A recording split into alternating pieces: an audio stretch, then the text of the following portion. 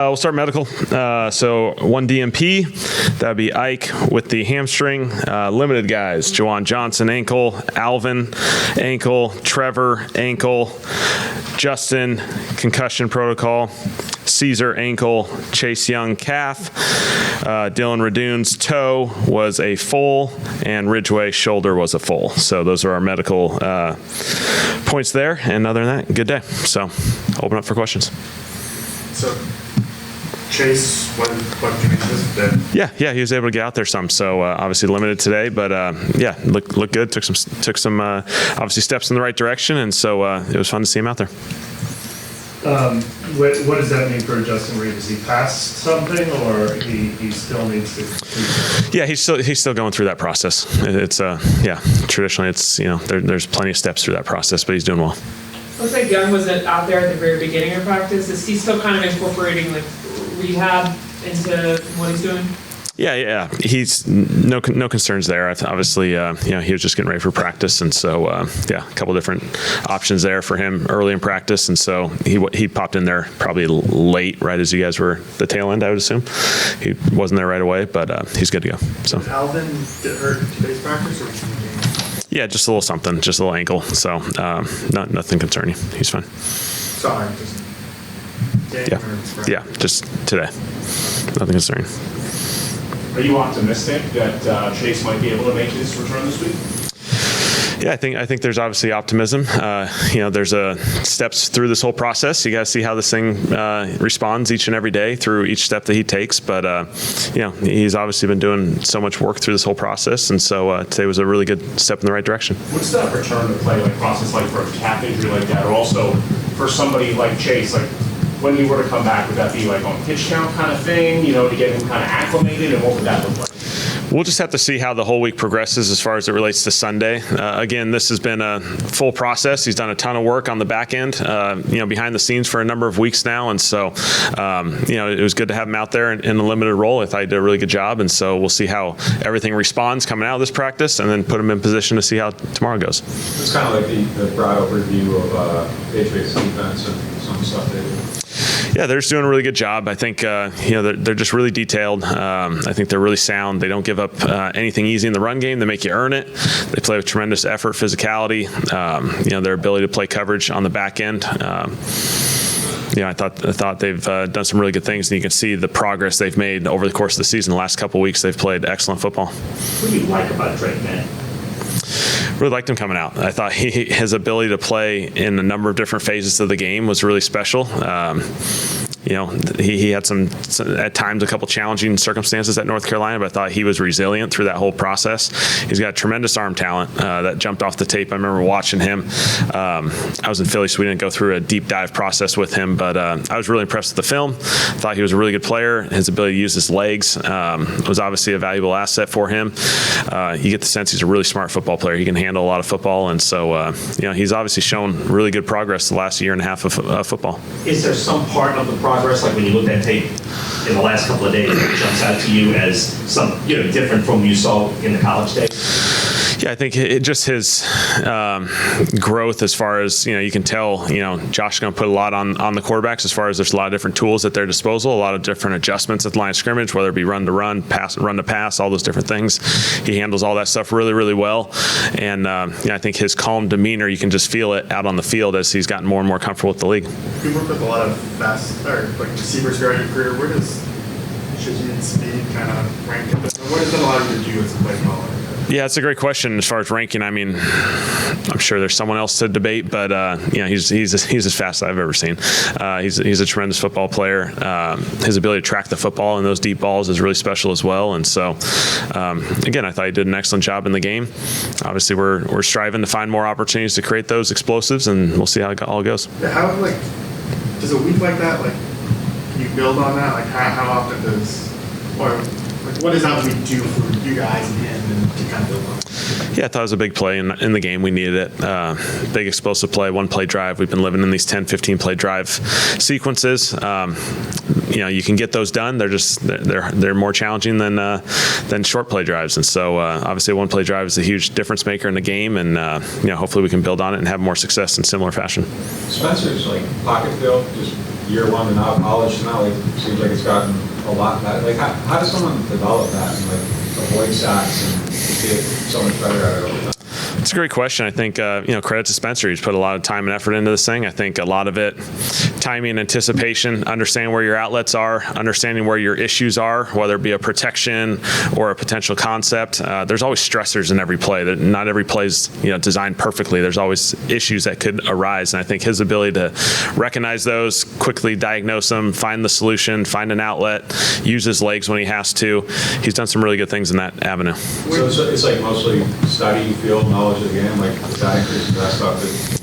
I certainly feel that way. Yeah. I think he's done a really good job this year with that. We've had a couple games where there's been some sacks, but I think those became very obvious passing situation challenges, and so I thought Sunday was a great example. Those guys had a tremendous rush. I thought our tackles did a really, really good job against the Giants, and he was able to find some checkdowns, find some completions, and get the ball out of his hands just in time. Was that an area you wanted him to improve, or did he kind of do that on his own? Yeah, I mean, Spence is a younger quarterback. He's got plenty of growth opportunities as he goes through this.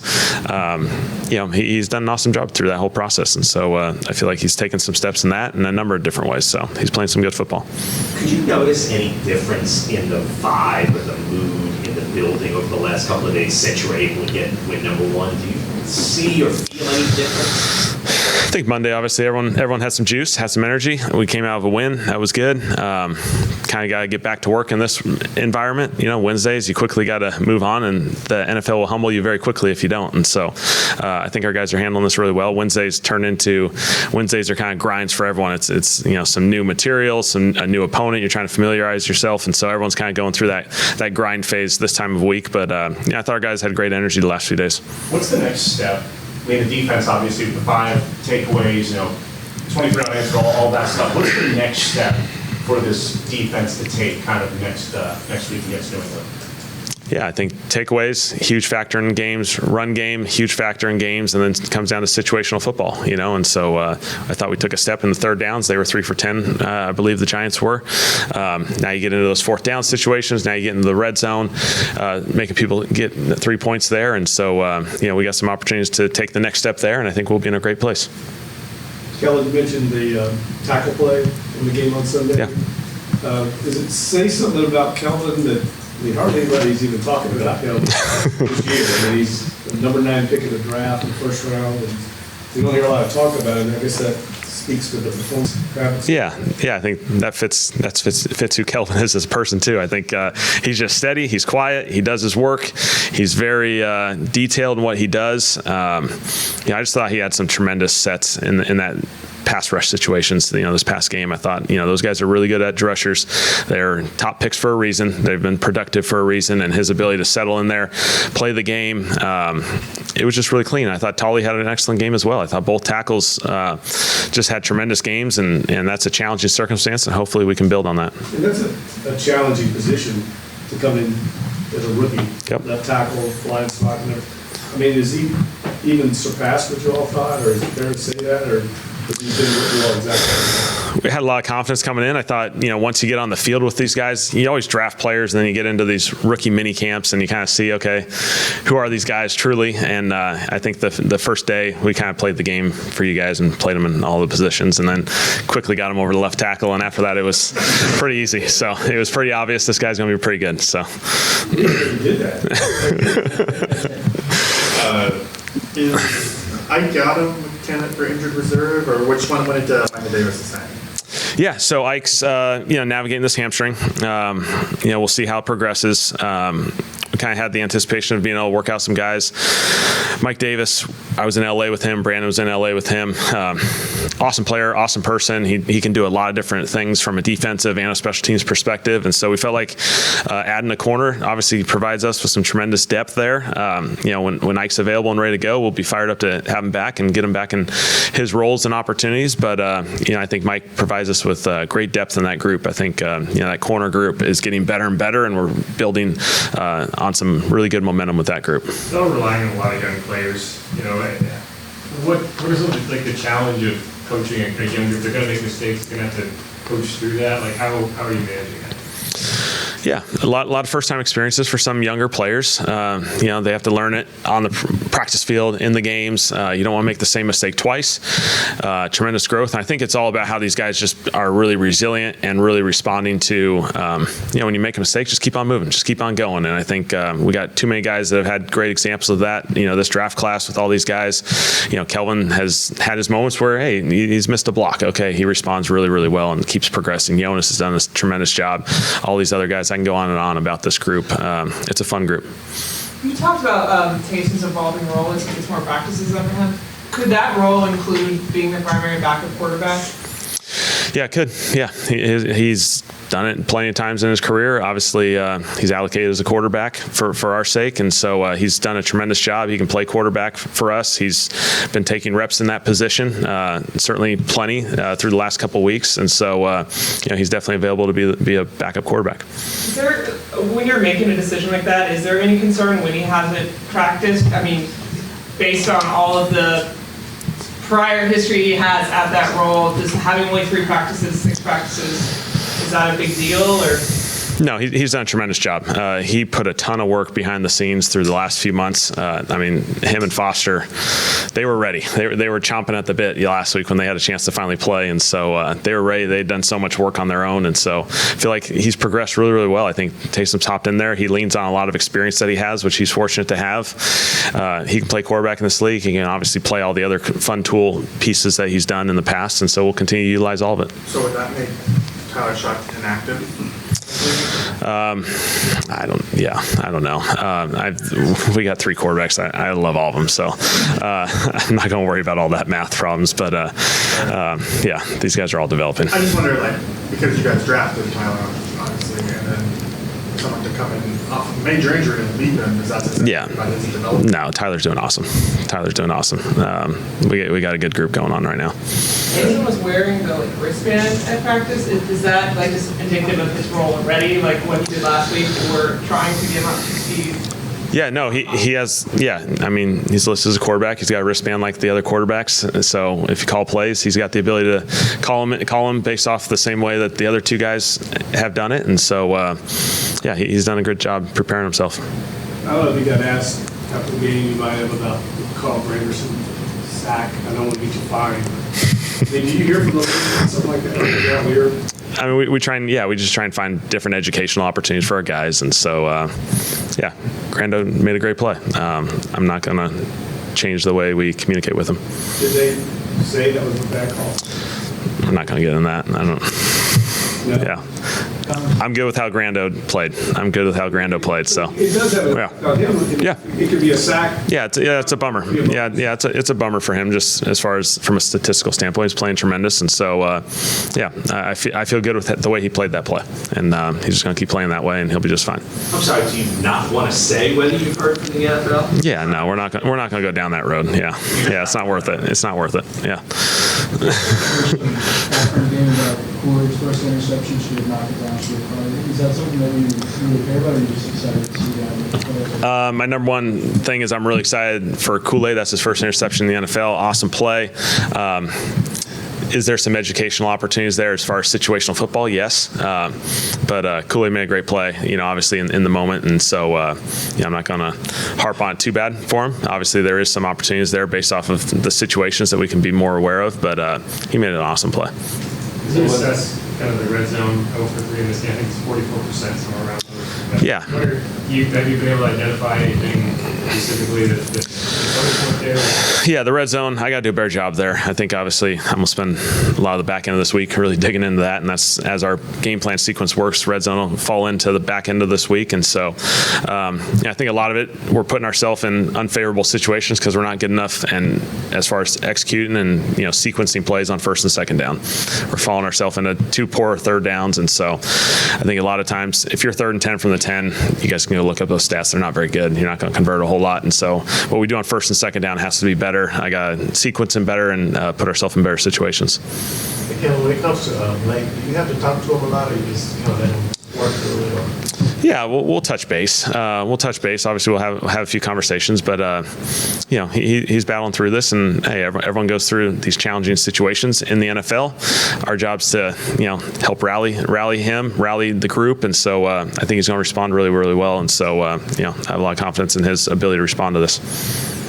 The 2 interceptions, you seem really kind of take a step forward in the last. I mean, he's only I think last week was his 20th game. Yeah.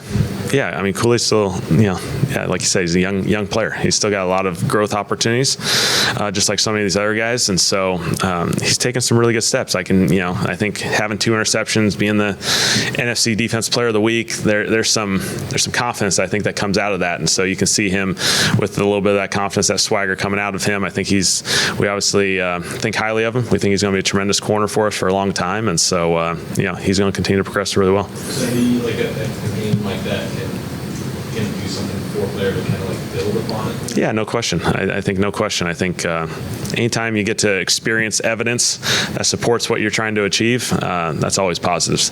Like Jonas and DeMario had a few plays, even outside the fumble, where they were passing stuff off. And what do you notice from their communication level? What does it say about Jonas being a rookie and being able to communicate with a veteran like DeMario? Yeah, having DeMario and Pete inside, those guys are experienced players. They've played a lot of football, and so their ability to communicate is really high level. And so for a guy like Jonas to be able to step up to that level rather quickly and be able to communicate with those guys, handle all the different adjustments that you have to make based off of splits, fronts, the patterns. Sometimes you're passing off, sometimes you're locking, who's carrying. There's so many things that go into it, and a lot of it's verbal, and plenty of it is nonverbal. And so these guys have to spend as much time as they can together, and he's done a really good job. With the hidden yardage on Kool-Aid's first interception, is that a tricky discussion that you want him to have confidence in his ability to return the ball? Yeah, I think, great interception, awesome play.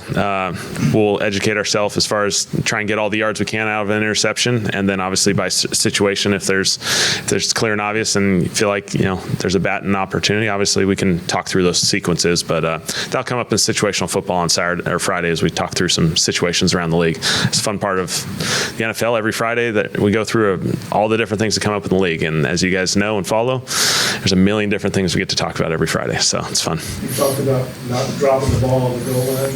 Yep, that has come up. Yep, it's come up the last couple weeks in the NFL. So it's created a trend, unfortunately. So we're doing our best to put ourselves in the situation where we don't create that. Are you amazed that still happens, or not surprised?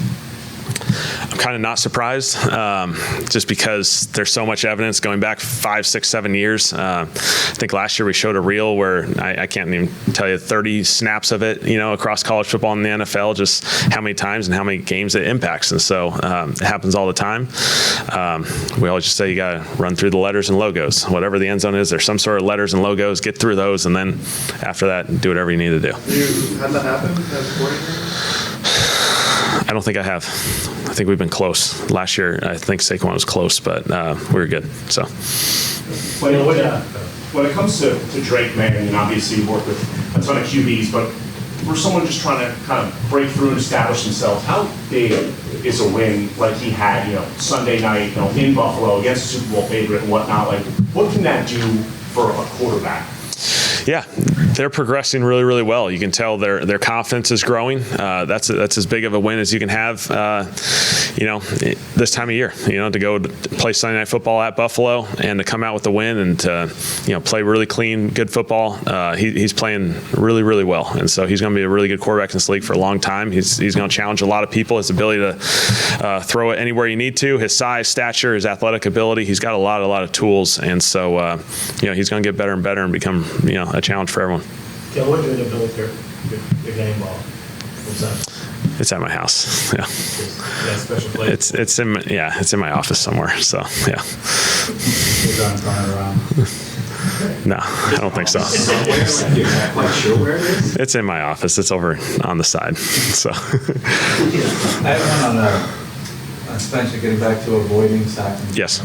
Is there an analytical formula or a way that you like to convey how to weigh that against, like if someone says, okay, well, he doesn't average 303 touchdowns per game, but he's very low on sacks and turnovers. How does that fit into the whole plan? Yeah, no, I think that's very relevant. I think turnover-worthy plays, the negative plays, I think he's done a really good job, and I think it's allowed us to compete in a bunch of different situations because of that.